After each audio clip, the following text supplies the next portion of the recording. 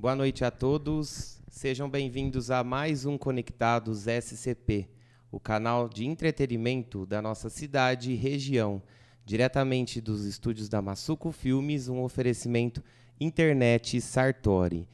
E hoje, de forma especial, para abrilhantar aí o nosso programa, recebemos o Padre André Luiz Passos, pároco da paróquia Santa Cruz. Boa noite, Padre, seja bem-vindo.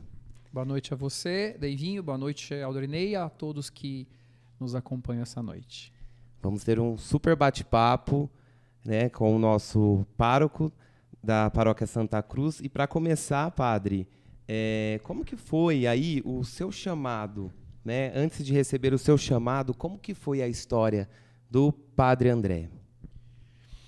Bem, eu era uma criança normal, como toda criança, extremamente arteiro,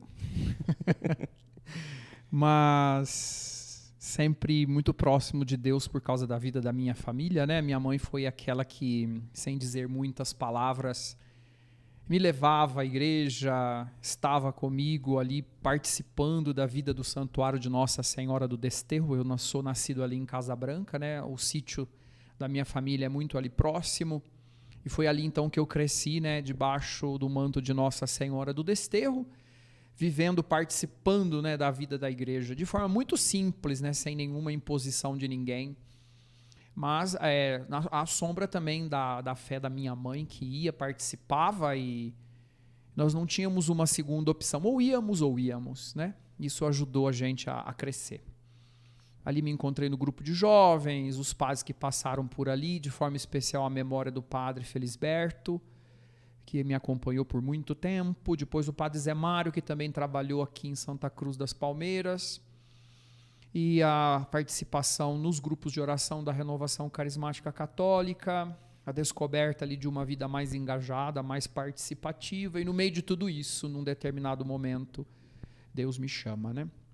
Trabalhando no tribunal, lá em Casa Branca, no fórum, né, desde os 13 anos, 12 anos de idade, essa responsabilidade do trabalho, o estudo, tiro de guerra, e no meio de tudo isso, num determinado momento, Deus toca meu coração e eu faço a opção de deixar tudo, já tinha por volta de 21 anos, deixar tudo para seguir a vida sacerdotal, que é a alegria do meu viver. Muito bem. Padre, e quais foram as paróquias que o padre passou até chegar aqui na nossa cidadezinha de Santa Cruz das Palmeiras? Bom, levando em conta que eu já tenho 20 anos de padre, eu fui ordenado e fui trabalhar na Catedral da Diocese de Dourados, no Mato Grosso do Sul. Eu e minha turma toda, foi um trabalho muito bom, a convite de Dom Redovino, que era o bispo da época. Ficamos lá um tempo, fui chamado de volta, trabalhei na Catedral de São João da Boa Vista, junto com o Monsenhor Denizário e o Padre Mil, eu era o secretário de Dom Davi. De lá eu fui para Mococa, fui ser pároco na Sagrada Família de Mococa, por volta de 2 anos, quase 3 anos, e de lá eu tomei a decisão eu queria estudar, surgiu uma oportunidade, eu fui embora para Roma, fui trabalhar na paróquia Nossa Senhora de Coromoto, na Diocese de Roma, onde eu fiquei 8 anos. Lá eu fiz o meu mestrado, meu doutorado. Voltei para o Brasil, fiquei algum tempo como vigário na paróquia Nossa Senhora Aparecida em Vargem Grande do Sul. Foi um tempo maravilhoso, o retorno, retomar aqui o contato com o Brasil de volta, né, com a língua outra vez. Fui para São José do Rio Pardo, ser vigário, junto com o padre Marcelo Crespan, na paróquia Santa Edvige. Fiquei 8 meses. E no dia 4 de outubro de 2017, eu recebi a notícia de que eu seria pároco aqui em Santa Cruz das Palmeiras. Estou aqui desde então. Passou por vários lugares, né, padre? Várias igrejas, né? Então tem várias vivências. E qual foi, até hoje, a vivência, a história que marca a estadia do padre aí no nosso município? Bom, eu acredito que todos nós ficamos profundamente sensibilizados e marcados por esse tempo difícil que a gente viveu, que foi a pandemia, né? Eu sempre digo para o meu povo, eu fui o padre escolhido para estar aqui. Deus pensou em mim para esse momento, né, de estar aqui em Santa Cruz das Palmeiras, à frente dessa paróquia, justamente durante a pandemia, vivenciando, né, junto. Na época tínhamos aqui também o padre Rodrigo, o padre Reginaldo, o padre Fernando, que ainda está aqui comigo, né? Então foi um momento muito marcante, muito intenso. Fizemos parte da história, né? Uma página não muito bonita da história, mas todos nós acho que fomos envolvidos, sensibilizados e tomados, né, pela situação. Acho que isso foi o mais marcante. Eu não vou me esquecer nunca, né? Onde eu estava na pandemia, eu estava em Santa Cruz das Palmeiras. A pandemia marcou a vida de todos, né, padre? De todo mundo. E graças a Deus que tivemos aí pessoas, padres, né, que conseguiam levar até as famílias de forma online, que nós sabemos que não era o mesmo contato que o presencial, mas que levaram o conforto, a palavra de Deus, né, para que tudo ia passar, que ia ficar bem. E é nessa linha que eu vou lhe perguntar agora, padre. Qual foi o seu sentimento ao ver a igreja vazia? Acho que essa foi a pior experiência que todo padre fez durante a pandemia, né? A gente estava ali diante de uma câmera, como agora, mas o meu povo não estava lá, né? A igreja vazia, a voz que ecoava, o momento que as pessoas mais precisavam da gente e a gente não podia estar com elas, né? Nem no sepultamento, no primeiro momento, nem durante o sepultamento das pessoas a gente podia estar ali presente. Depois a gente conseguiu mudar essa situação. Quando as pessoas, na doença delas, né, elas precisam do conforto, e a gente não podia estar com elas, e muito menos dentro da igreja. Eu me lembro de uma frase que o padre Reginaldo citou durante esse período, né? A igreja estava fechada, as igrejas, o templo fechado, mas a igreja continuava aberta no coração das pessoas. E a gente tentou se servir, né, dos meios modernos de comunicação, ao menos para manter esse vínculo e continuar tendo um contato com as pessoas, mesmo que fosse de forma online, que não substitui a presencial de forma alguma, mas era o que a gente podia ter feito, né? E foi o que a gente tentou fazer da melhor maneira possível. Levar, né? Tentar a esperança, isso, né? A esperança Conforto, de dias ânimo. melhores, né?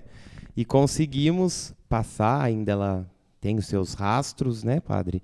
Mas foi, acredito que o conforto, como eu disse, dos fiéis, né, em ter. E a volta? Como que foi, padre, o calor da volta? Porque já que nós ficamos por online, é igual escola, né? A volta foi estrondosa. Como que foi o sentimento do padre? Tem gente que ainda não voltou. Ah lá. Tem gente que ainda não voltou, porque sabe que a pandemia trouxe muitas pessoas se acomodaram em muitos aspectos da vida, né? Talvez a pandemia também trouxe para fora, à tona, o pior do ser humano, né? Esse acomodar-se, o não querer lutar, o não querer brigar, o não querer fazer ou retomar. Isso é difícil.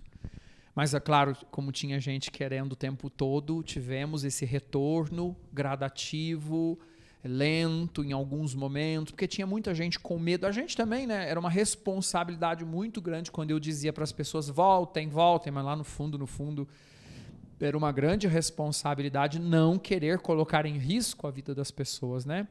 Num primeiro momento a gente não sabia como é que tudo acontecia, nem como as coisas iam se... O que era amanhã, né? O que era o amanhã, a gente chegou aí àquele pico de mortes, né? Era desesperador. Exatamente. A gente não queria pôr ninguém em risco, e ao mesmo tempo a gente tinha que incentivar as pessoas a voltar, né? Foi uma alegria para mim e para os outros, né? O dia que a gente pôde de novo celebrar a missa com todo mundo presente, foi realmente com todas as distâncias, com todas as limitações, aqueles inúmeros protocolos que a gente tinha que seguir, que era um peso nas costas da gente, né? Saber se estava tudo ok, mas tudo pelo bem de cada um, de cada pessoa, mas foi uma grande alegria esse retorno, que eu acredito que na paróquia Santa Cruz nós retomamos, né? Mas com aquelas pessoas que não voltaram e não voltarão, porque é uma opção delas, é uma escolha delas, né? Exatamente, padre. Uma boa noite a todos que estão aí nos acompanhando, os comentários, a Benedita Bianchini, boa noite a toda a família. A Angélica Mendes deixou um comentário muito pertinente, padre. Padre, o momento mais emocionante foi no momento da pandemia. Concorda com o senhor? Corpus Christi e Jesus andando pelas ruas de nossa cidade. Lembro como se fosse hoje. Que emoção. Como esse momento ficou marcante na minha vida. Gratidão por tudo. Me recordo bem, nós estávamos com o Santíssimo em cima de uma caminhonete. As pessoas se ajoelhavam pelas ruas da cidade. A gente passava, as pessoas se ajoelhavam, as pessoas choravam. Era uma ânsia, um desejo, uma vontade. Me sinto emocionado a me recordar desse momento, né? Agora, né? Porque a gente estava em cima dessa caminhonete, a gente comentava entre nós padres, né? Olha a sede, o desejo, a fé das pessoas. É o testemunho das pessoas para nós padres naquele momento, né? A pandemia, ela, acredito, padre, que ela ensinou muito isso, né? Ela trouxe o pior das pessoas, mas trouxe o melhor também. Ela nos deixou legados, né? Para aprender, que a gente aprendeu com a vida. Como que está, padre, a volta das programações da igreja com o presencial? Porque com o online teve algumas restrições. Sim. A igreja teve que fazer alguma programação para, assim, e depois? E quando a pandemia acabar? Né? O nosso trabalho foi retornar. Tudo que era possível, nós fomos retomando. Então, hoje, na situação da paróquia, falando da paróquia Santa Cruz, nós voltamos com 100% das nossas atividades. Catequese, encontros, grupos, movimentos, atividades, a pastoral da saúde que visita os enfermos. Eu e o padre Fernando já visitamos de novo todos os doentes da nossa paróquia. Fizemos mais de 250 visitas na quaresma desse ano, indo em busca dessas pessoas que estavam enfermas, famílias. Foi um trabalho maravilhoso, é exigente, mas é recompensante. Voltamos com todas as nossas celebrações. Voltamos à festa esse ano, Quermesse, né? Na Quermesse, está acontecendo já na praça, vamos entrar da Matriz. Com o cronograma. Que é um momento, né, da cidade se encontrar, das pessoas, das famílias, amigos, até de quem não é católico, dos exatamente. amigos, de quem vem de fora e participar desse momento, né? A festa também é para esse relacionamento social, que é maravilhoso. Então, nós praticamente voltamos com todas as atividades. Com ainda mais força, né, padre? Com mais vontade. Mais né? vontade. Boa noite a todos, conforme disse. E um abraço especial ao Francisco Bueno, padre, que passou por um período difícil, que Deus te abençoe grandemente. Um abraço. Chiquinho. Vamos lá. O Conectados é um oferecimento da internet Sartori, conexão com qualidade. E você já percebeu que os melhores casamentos de Santa Cruz das Palmeiras e toda a nossa região, os irmãos Massuco estão sempre presentes? Qualidade e profissionalismo é com Massuco Filmes e Massuco Fotografia. Qual o conselho, padre? Eu sou professor, nós conversamos até aqui, né, um pouquinho antes, sobre essa questão. Qual o conselho que o padre deixa aos pais sobre a influência desse mundo tecnológico? A pandemia, ela trouxe a tecnologia, mas eu acredito que no mundo da infância, ela, pelo menos, né, em alguns momentos, eu acredito que de forma excessiva é maléfica, mas ela tem seus benefícios. Qual conselho o padre deixa aos nossos telespectadores sobre a influência do mundo digital? Eu tenho já dito isso muitas vezes. Se você der um celular para o seu filho, cuide do seu filho. Você está dando para ele uma janela de possibilidades ilimitadas, e sabemos muito bem disso. Hoje teve um boom da internet, dos meios modernos de comunicação de modo geral com a pandemia, né? Foi um crescimento, assim, não sei dizer estatisticamente, mas eu acredito que 200%, né? Inclusive o uso das aulas, ensino à distância, quanto isso tomou o coração das pessoas, as novidades. Ela já existia, a internet em si. É maravilhoso saber que as pessoas estão nos ouvindo agora, que a gente pode fazer uma ligação, uma chamada, e você não só falar, mas ver a pessoa que está do outro lado. Da gente receber informações boas e verdadeiras, rapidamente. Né? Eu me comunico ainda com as pessoas com quem eu vivi na Europa, em tempo real.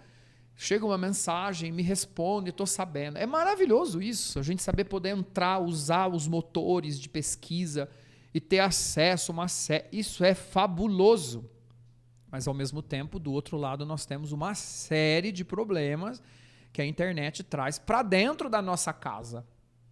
São muitas informações que a gente não sabe se todas são verdadeiras e muitas perigosas, né? Uma criança, se para nós adultos a gente tem hora que não sabe discernir o que é bom e não é fake news bom, e o que não serve e o que não serve.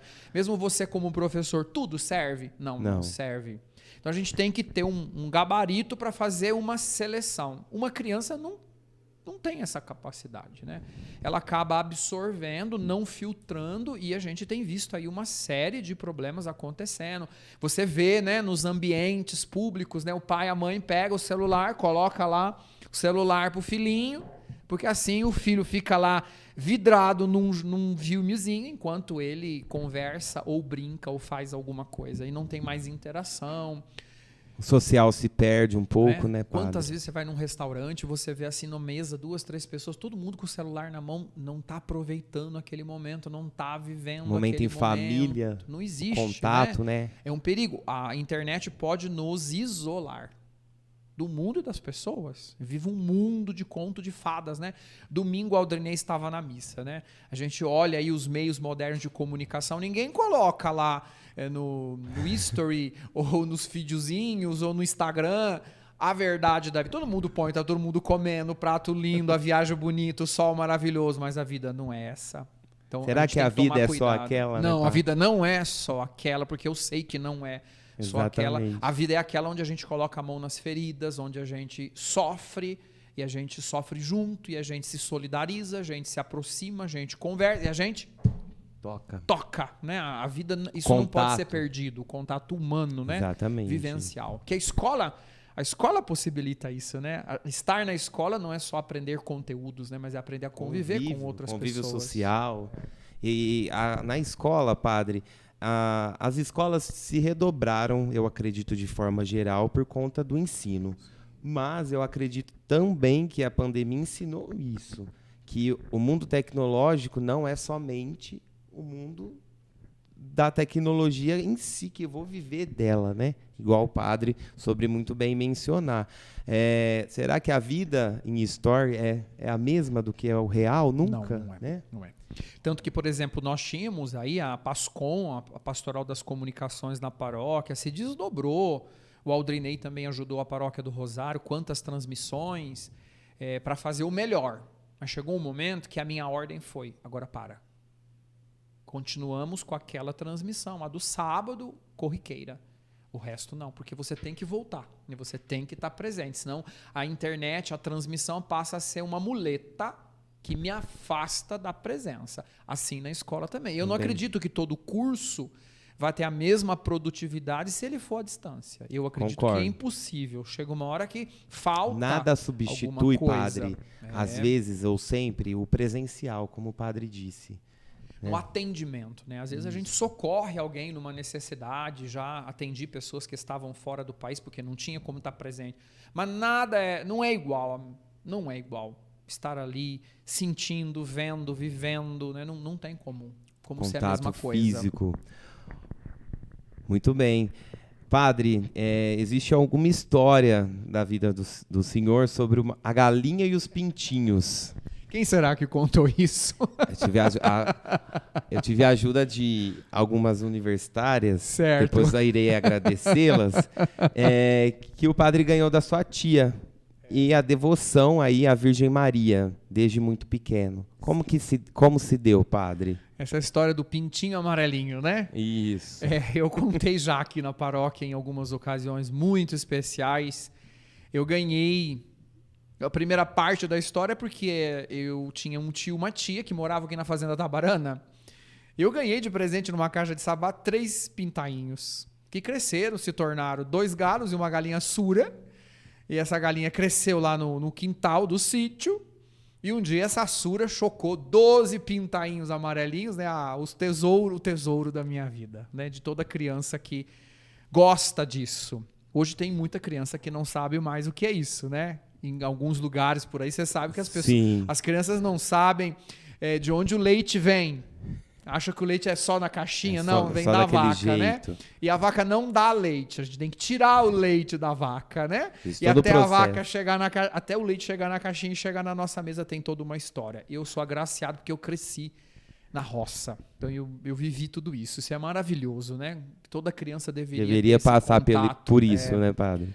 Então eu ganhei essa galinha, esse pintainho cresceu, virou galinha, ela chocou 12 pintainhos. Ponto. Do outro lado, eu estava mais ou menos na 5ª série, porque eu me lembro dessa professora, Ana Perrone, ela era professora de educação artística, estava no auge de Medjugorje, falando-se de Medjugorje, das aparições de Nossa Senhora em Medjugorje, e ela conta na sala de aula que toda pessoa era uma mensagem de Nossa Senhora, que toda pessoa que rezasse o rosário iria alcançar pela sua intercessão de Jesus o que fosse necessário. Eu sempre tive um amor muito grande por Nossa Senhora. Eu já disse a vocês no começo, eu cresci lá no santuário de Nossa Senhora do Desterro, e lá tinha uma belíssima imagem de Nossa Senhora das Graças, que eu me colocava diante dela como criança, e eu via um sorriso na imagem, né? E aquilo me deixava encantado. Eu ficava encantado com aquela imagem, sem saber, quando muito pequeno, quem era. Depois eu vim descobrir, olha, é a mãe de Jesus, é Nossa Senhora. Então eu acho que Nossa Senhora me escolheu. Eu sou um escolhido dela. Ela tem um amor especial por mim. Então eu ouvi dizer isso na escola. Li muita coisa. Eu era muito curioso, sempre gostei de ler. Fui me inteirar dessas coisas de Medjugorje. Nossa Senhora está pedindo para rezar o rosário, para rezar o terço. Eu era um adolescente. Um dia, a minha Sura, aconteceu lá um problema no fundo do quintal da nossa casa. Era um sítio, então tinha uma fossa daquelas biológicas, né? E com a chuva essa fossa afundou, ficou uma voragem no fundo da nossa casa, imenso, um buraco muito profundo, perigoso. A galinha se aproximou e um dos 12 pintainhos caiu dentro desse buraco profundo. Eu fui lá reclamar, chorar com meu pai, com meu avô, e o que eles me disseram? Imagina, como é que nós vamos descer lá embaixo para tirar um pintinho? Né? Fica com os outros 11. E eu me lembrei do que a professora tinha dito. Eu era uma criança. Nossa Senhora, pela intercessão de Nossa Senhora, a gente vai alcançar o que a gente necessita. O que eu, uma criança, necessitava naquele momento? Que alguém tirasse de dentro daquele buraco enorme o pintinho.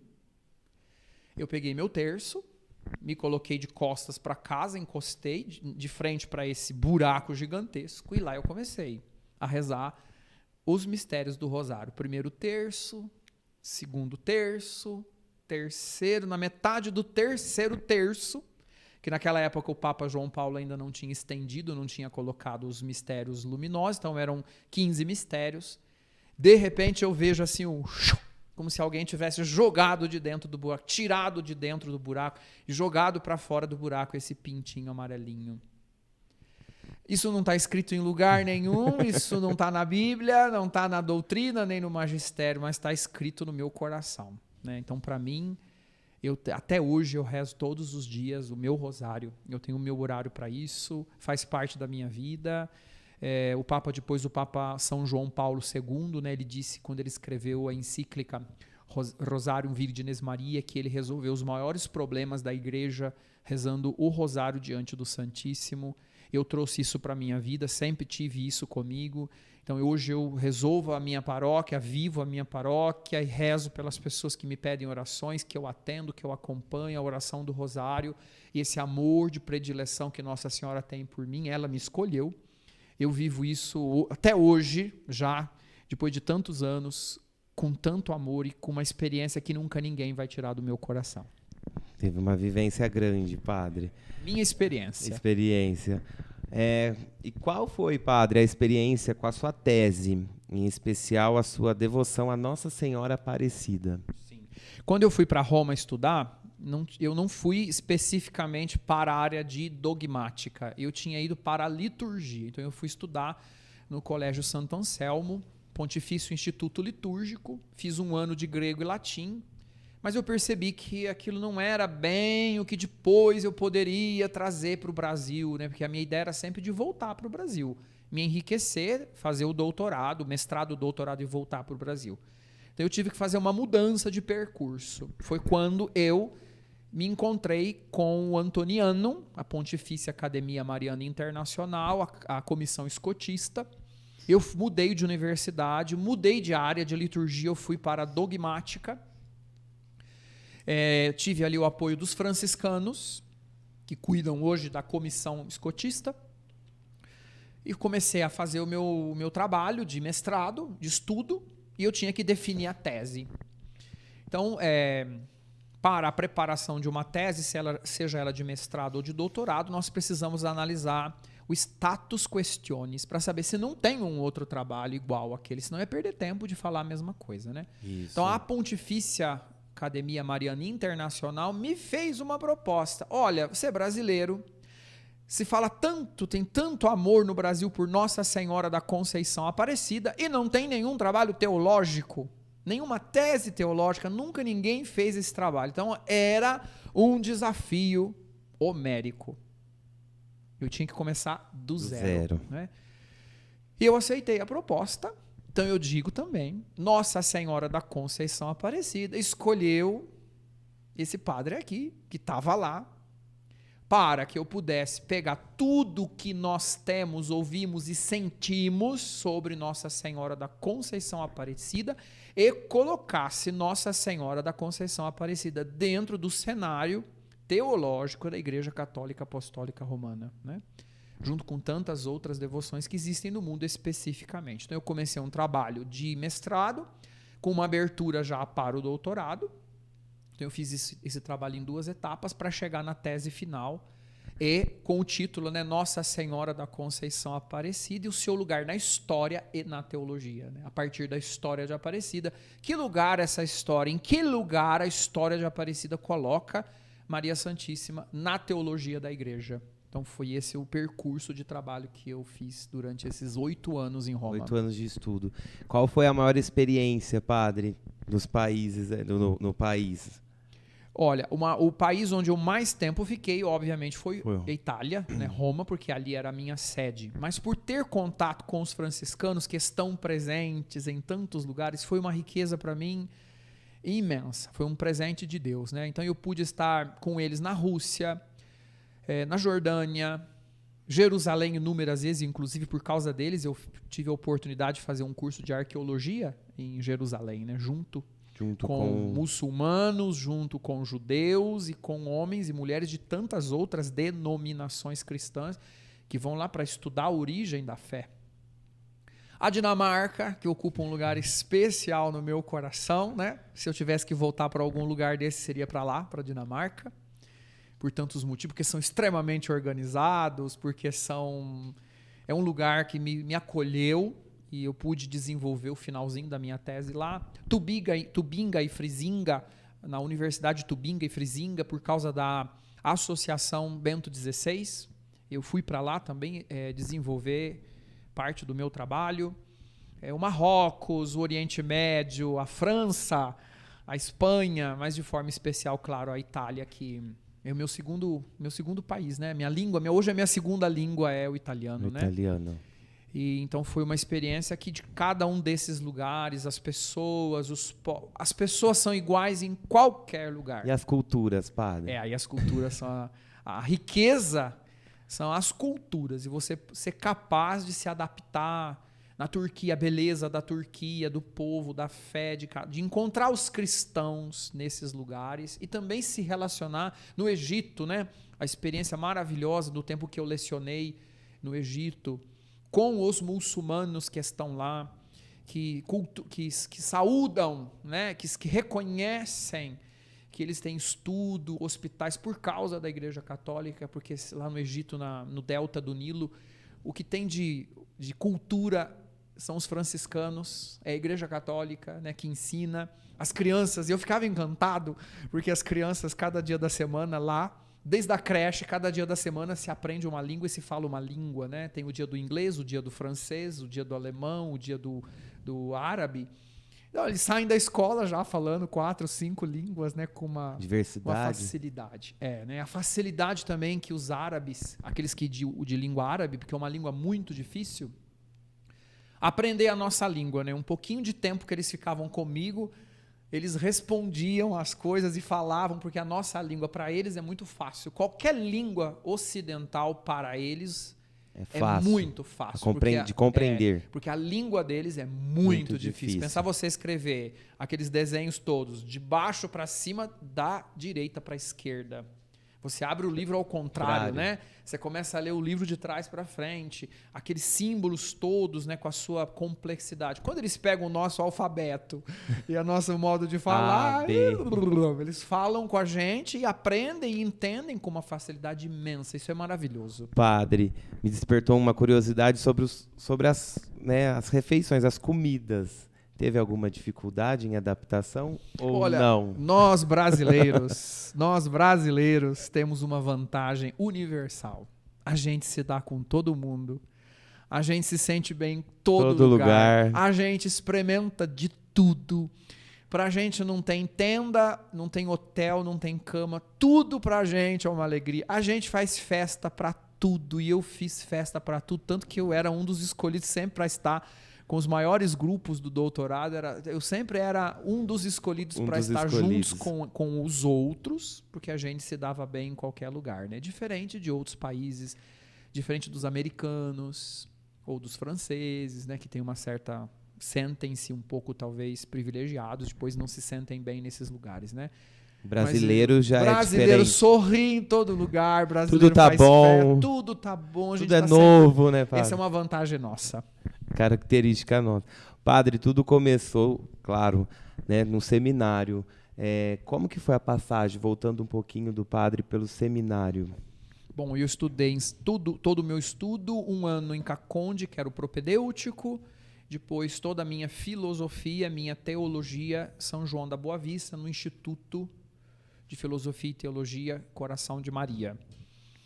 Foi essa bagagem que eu levei embora, né? Mas antes disso ainda, né, levei comigo a bagagem do ensino, tanto do fundamental, do primário. Eu sempre estudei em escola do Estado, que tive excelentes professores, né, de língua portuguesa, de matemática, geografia, história, química. Eu não sou das exatas, né? Eu prefiro a literatura, a língua portuguesa, a história. Eu levei comigo essa bagagem para o seminário. Tive excelentes professores de língua portuguesa que me ensinaram o verbo, as tabuadas. Eu faço a minha homenagem a todos eles, né? Para mim é uma riqueza. A cultura, a escola, o estudo. Quanto mais a gente aprender, melhor seremos, melhor vamos nos relacionar. Hoje as pessoas perdem tantas oportunidades. Nunca estudei em escola particular, né?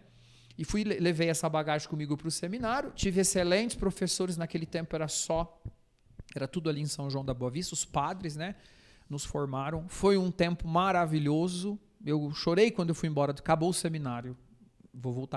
Fui nomeado para uma paróquia, ou melhor, fui embora para o Mato Grosso do Sul, né? Como eu senti a falta daquele tempo de convívio, de ensino, de aprendizado, de convivência, de oração, de liturgia, de comunidade, vida de comunidade. Tanto que hoje nós temos uma pequena comunidade sacerdotal na minha casa, né? Porque além de mim e do padre Fernando, nós temos também o padre Ricardo, que veio morar conosco, né? Sim. Então é uma alegria saber que a gente está junto, eu não estou sozinho. É uma riqueza saber que nós estamos juntos aqui e que lá na minha casa existe uma pequena comunidade presbiteral que me remonta à comunidade do seminário. Isso é uma riqueza. O contato, o amigo, né, padre? Ter convívio, com quem contar. Exatamente, né? Isso faz parte da nossa vida, né? Boa noite a todos os amigos, boa noite a Tati, a minha amiga Gi, das escolas do Mário Avezzani, que também sou professor de escola estadual, padre, né? E fora da particular também da prefeitura. Uma boa noite a todos que nos acompanham, padre. Nós vamos entrar num assunto que, além de ser uma beleza, eu digo que é uma beleza arquitetônica, tem toda um significado lindo que traz a nossa Igreja Santa Cruz, onde o padre é o pároco. Se torna, de certa forma, um cartão postal em Santa Cruz das Palmeiras, que não é uma cidade com tantos pontos turísticos, né? Como que se iniciou esse projeto de restauração, se eu posso dizer assim, ou reforma, porque vamos se dizer de algumas fotos que nós vimos, né? O Aldrinei até tem algumas aí para passar para a população que nos assiste, que o pessoal também de fora que nos acompanha.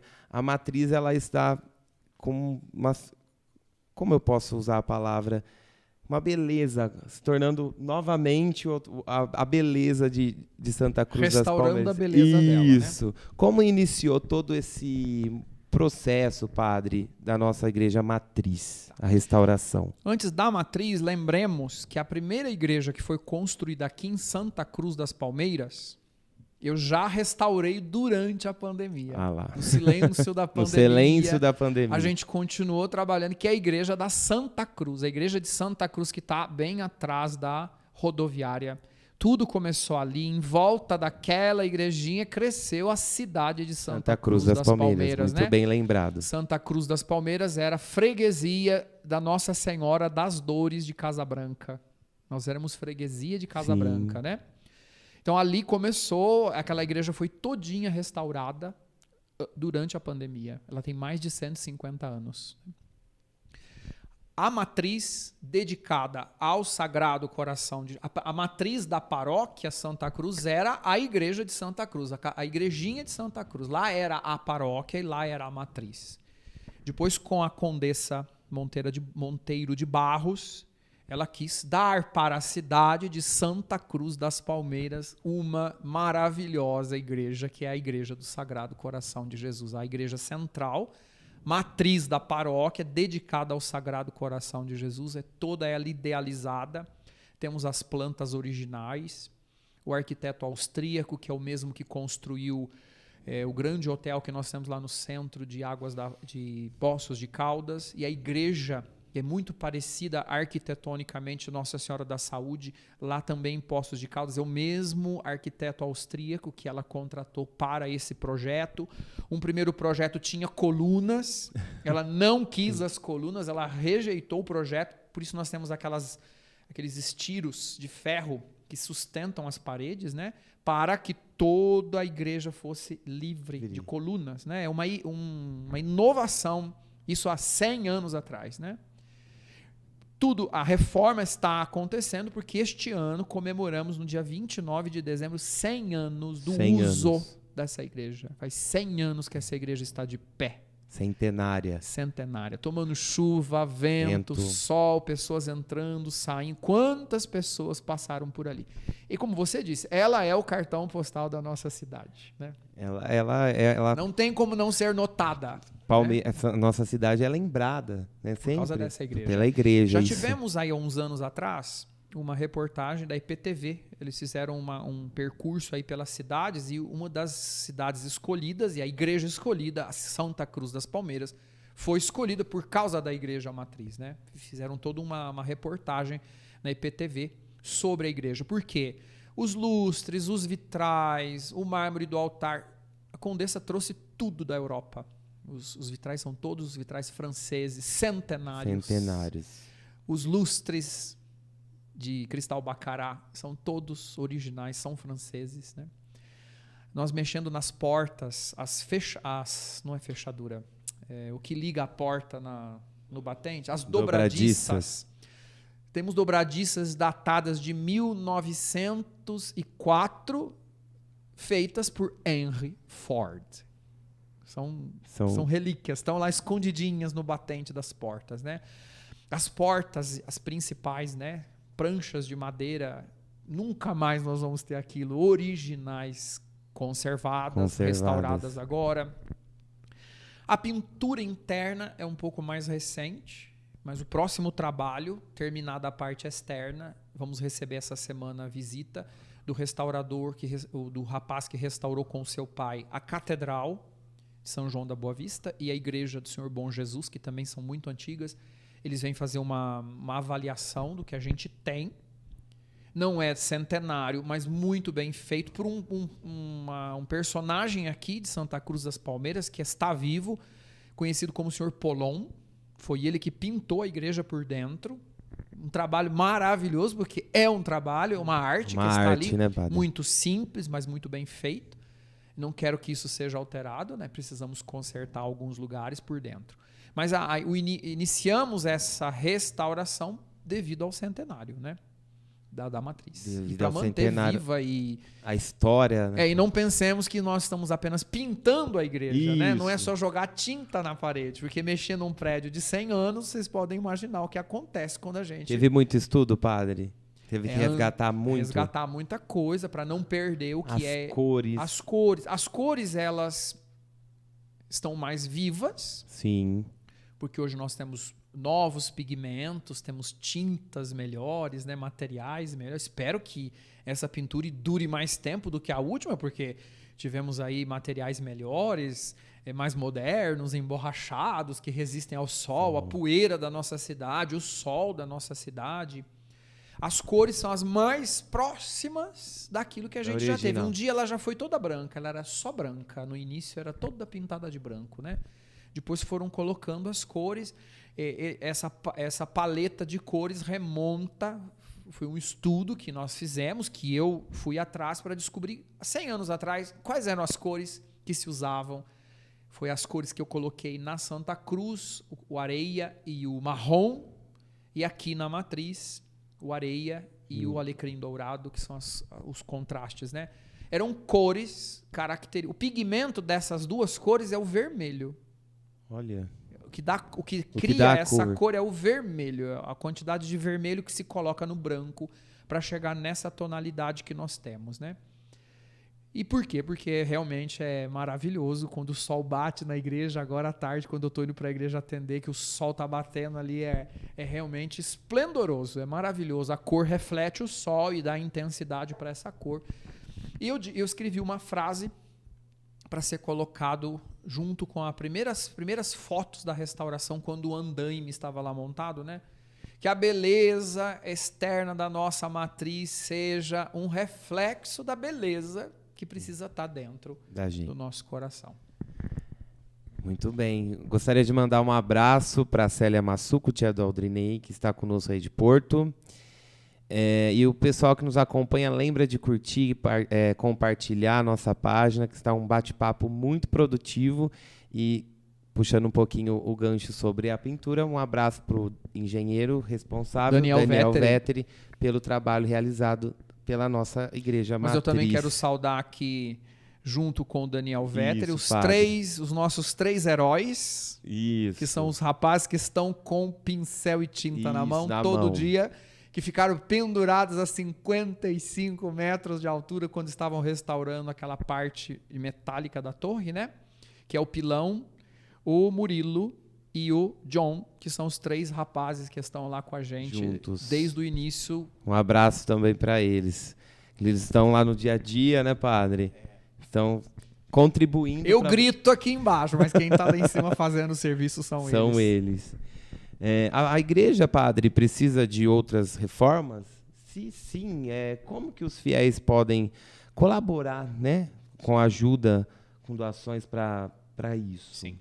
Nós nos preparamos com campanhas, a gente fez o carnezinho, que depois tem um sorteio, né, uma recompensa para quem foi fiel. No final, até uma vai estar agora, uma das campanhas vai terminar agora em agosto, junto com a festa, no final da festa. Temos sim que continuar, que é a parte em volta, não vou mexer na escadaria da igreja, são 60 anos que aquela escadaria está lá, porque o padre da época narrou tudo no livro Tombo, coisa que eu também estou fazendo, eu vou deixar para a história tudo que a gente está fazendo, né? 60 anos atrás foi feita aquela escadaria de um material que durou até agora, mas nós não temos nada parecido, então aquilo vai ter que ser retirado por questões de infiltração, de rachaduras, etc. E temos a parte interna da igreja, né? Seria para a igreja matriz a segunda fase, talvez a mais demorada e cara também, né? Porque é um serviço artístico, uma pessoa especializada que precisa vir com moldes, etc. Para a parte externa, né? Como a gente conversava aqui antes, né?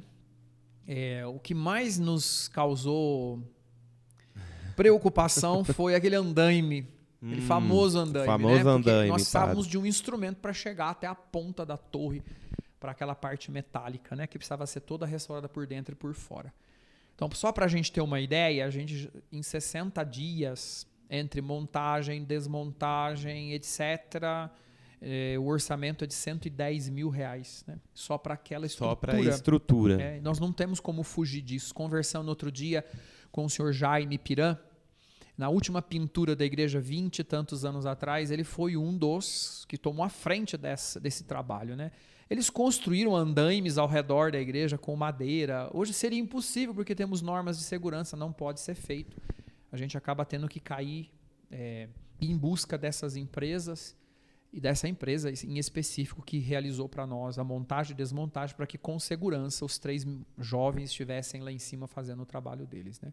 Então tudo hoje é muito caro, né? E você mexe numa coisa, hoje você descobre está tudo outra. muito caro, né? Tudo subiu, né? Todos os insumos, né? Então nós temos agora a parte de dentro. Vamos iniciar uma nova campanha. Então, se alguém quiser ajudar, procure a nossa secretaria.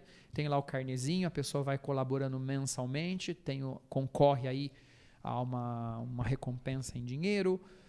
Tem o Pix da paróquia, que você pode pegar lá na secretaria. E assim tem sido, né? Foram campanhas que nós fomos fazendo, nos preparando para esse primeiro momento, que era a parte externa. E vamos ter também, importante lembrar, né? Um marco importantíssimo desse centenário da matriz é que nós vamos fazer o altar reproduzindo o altar que a Condessa encomendou, que é aquele onde está o coração de Jesus, que a gente não usa mais, porque com o concílio o altar veio para o centro. Então nós preparamos, organizamos com uma empresa de São Paulo, foi todo feito um trabalho com o mármore Carrara, o bronze, e nós vamos reproduzir, trazer no lugar daquele altar de madeira que é móvel, um altar fixo de mármore e de granito para a comemoração do centenário da matriz, né? Um ponto muito importante muito também. Muito importante ser lembrado, né, padre? O Conectados é um oferecimento da Internet Sartori, a sua conexão de qualidade. E se você já percebeu que os melhores casamentos de Palmeiras e toda a nossa região, os irmãos Massuco estão sempre presentes, qualidade e profissionalismo é com Massuco Filmes e Massuco Fotografia. Padre, vamos entrar agora num assunto sobre o Papa. Como que aí alguns, posso dizer católicos ou não aceitam aí o nosso Papa? Né? Acredito que vi alguma notícia sobre esquerdismo, algumas coisas. Como que, para mim, o Papa, esse Papa é um amor, né? Pregou o amor. Como que o padre vê o Papa, o nosso Papa? Toda essa movimentação que a gente tem escutado, ouvido, lido, são grupos extremistas. Todo extremismo é negativo. Na escola, sim, na igreja, na política, na sociedade. Como eu dizia antes, quando você me perguntou dos países, quem eram os grupos que causavam mais dificuldades para nós? Os extremistas, tanto entre os judeus como entre os muçulmanos.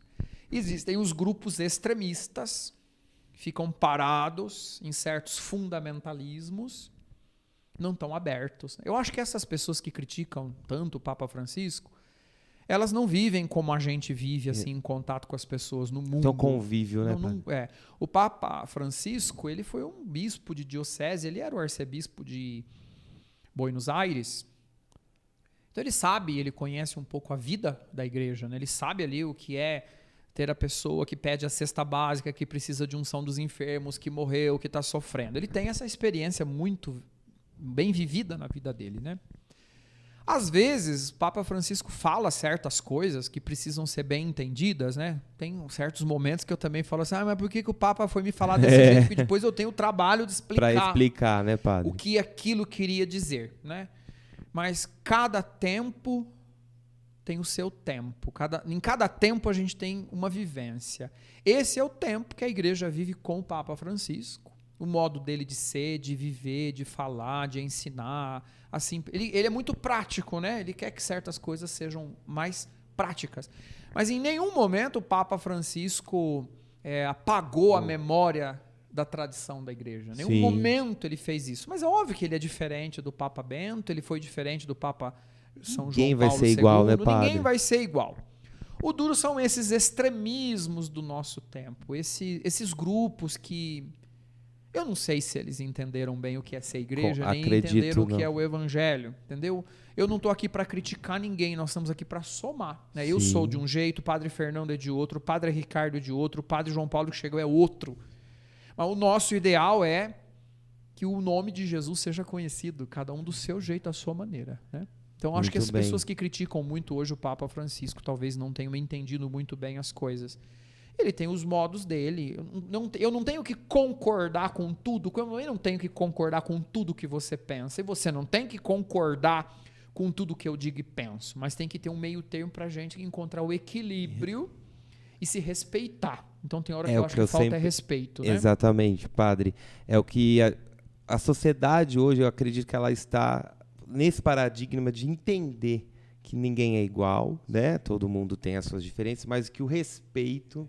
E me chamou a atenção quando vi isso, porque era uma forma que eu entendo de forma totalmente contrária.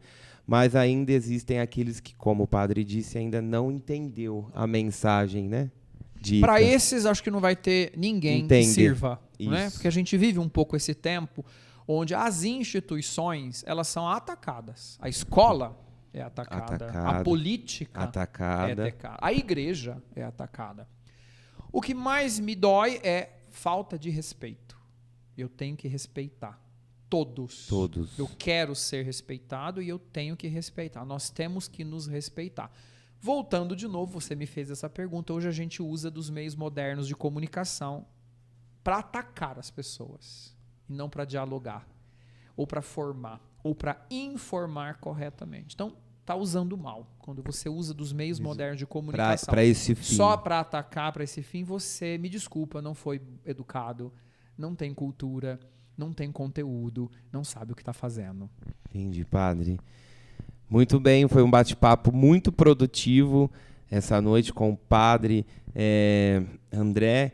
E como que está, padre, o cronograma sobre a quermesse para o pessoal que nos assiste, o pessoal de outras cidades que queiram participar dessa festa que está linda, né? Cheia de carro ali na nossa avenida, movimentando as barraquinhas, os fiéis, e todo mundo saindo, podendo agora ir, né? Se libertar da casa, conviver em sociedade. Como que tá, padre? Nós já estamos na metade, faltam 2 finais de semana para a gente encerrar, porque todo mês de agosto aconteceu na sexta, no sábado e domingo a festa, então nós ainda temos 2 finais de semana. Lá você vai ter as coisas que são as comidas que o povo mais gosta, que é típico aqui da nossa cidade, né? E é um ambiente saudável para a gente estar junto, para a gente participar, para a gente se envolver. Tem lá o joguinho do bingo, né? Alguns trabalhos manuais que eu coloquei porque eu fiz algumas coisas, né? Na costura criativa, no bordado, que eu gosto, eu faço, é um valor e gostaria que as outras pessoas também continuassem fazendo isso, né? E os prêmios que os festeiros trouxeram. Quero aproveitar para agradecer as pessoas que fizeram doações para nós, participaram como festeiros. E estão lá, nós temos muita gente envolvida, né? Pessoas, inúmeras pessoas que dão a vida preparando o antes, a panqueca, o pastel, a massa, a carne. Estão lá na sexta, no sábado, no domingo, fritando, assando, cozinhando. É maravilhoso ver a paróquia. Só acontece porque existe uma paróquia, existem pessoas comprometidas, todo tipo de pessoa. Eu agradeço imensamente, tenho agradecido as pessoas que estão fazendo propaganda lá no telão da festa, né? É confiável associar seu nome a uma instituição confiável, não é? Isso, não com é certeza, saber maravilhoso. Que eu posso confiar em você, você pode confiar em mim, nós temos que confiar no Aldrinei, e assim sucessivamente a gente precisa recuperar essa confiança mútua que dá força para aquilo que a gente faz, né? Nos encoraja. Mais 2 finais de semana, então? Mais 2 finais de semana ainda. 28 de agosto é o último domingo, a gente vai ter o almoço. A festa começa às 10 da manhã, terminamos lá por volta das 4 horas da tarde. Quem quiser, procura a secretaria, faz a encomenda da sua comidinha e você vai lá almoçar com a gente no último domingo. Muito bem. E também aqueles que queiram fazer as doações, né, padre? Procurar a secretaria da igreja, que colabora aí para a igreja né, em si. Eu gostaria, antes de finalizar o nosso bate-papo, agradecer as minhas ajudantes, que agora você vai descobrir. A Márcia Capa, que me ajudou muito.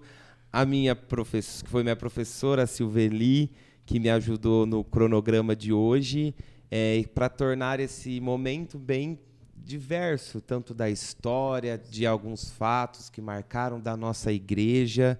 A dona Silvia também, que é da Ordem Franciscana, lá da igreja lá da Santa Rita, teve participação, o Pimenta, da medida que pôde também, para eu conseguir atrelar tudo. Você foi muito bem assessorado, Eu tive né? uma assessoria muito boa, agradeço de coração todos vocês. Padre, as considerações finais para aqueles que nos assistem, junto com a bênção, que eu acredito que é o momento que todos estão aqui esperando, porque todos os telespectadores aqui estão com a sua bênção, né? Como consideração final, é importante a gente lembrar, não só nós católicos, porque eu sou padre, mas todos nós precisamos de Deus. Nós precisamos buscar Deus. Nunca foi tão necessário buscar Deus. Eu também citei numa das últimas homilias, faço parte de um grupo, são psicólogos, psiquiatras, interessados na saúde geral. Nem todos são religiosos, né? Tem uma religião.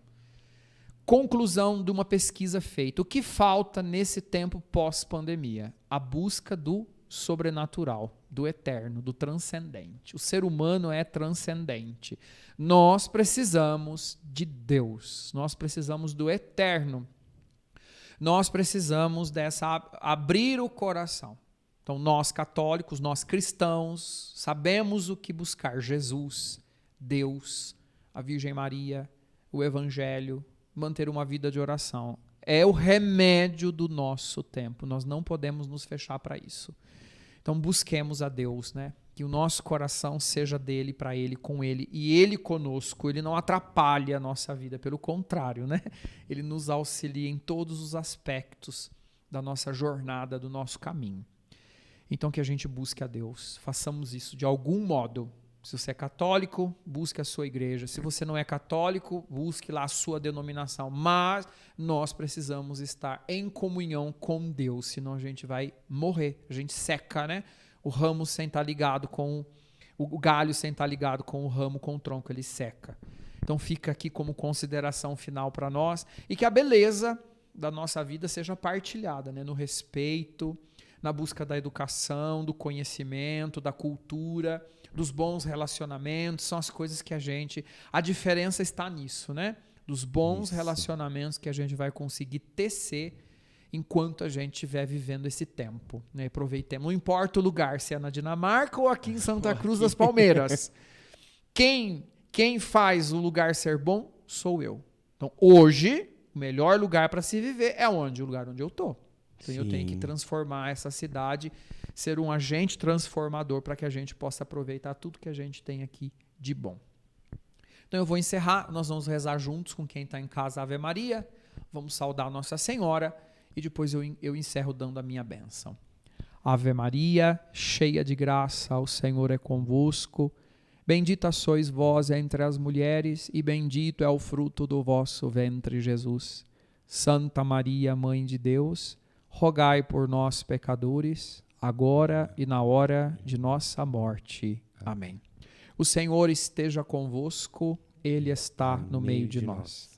Que pela intercessão da bem-aventurada Virgem Maria desça sobre vós, sobre vossas casas e vossas famílias a bênção de Deus Todo-Poderoso, que é Pai, Filho e Espírito Santo. Amém. Uma boa noite a todos e muito obrigado pelo convite, por estar aqui hoje com vocês. Nós que agradecemos, Padre. Uma boa noite a todos que nos acompanharam até aqui, acompanharam, né, até aqui. Ficam todos com Deus, que dentro de semanas estaremos divulgando o nosso próximo entrevistado. Boa noite a todos.